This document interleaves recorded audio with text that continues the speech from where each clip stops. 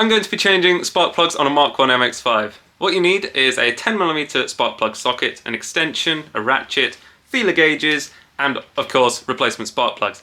So let's do it. Firstly, we need to set the spark plug gap on all 4 of the new spark plugs. So take your feeler gauges and add up all the shims to get to around 1mm or 0.04 of an inch. So once you've added up all the shims, in this case it's all of them, put them between the electrode and the strap. It should be a snug fit and give some resistance trying to pull it out. Just check all of them are like that and then we can put them in the car. Open the bonnet. Okay, now I need to remove the old spark plug. So lift up one of the HT leads. Do one at a time so you don't lose the order.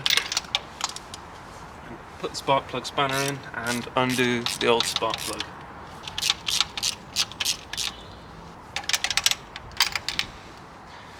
Okay. Now take your new spark plug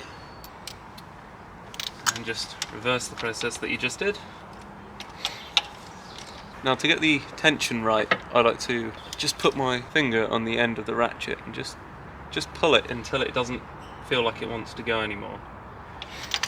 And that's usually about right. You don't want to do them too tight, otherwise they can strip the threads. And just put your HT lead back in and it should click back in. Then just move on to the next one, and after you've done that, just keep repeating until you've done all of them.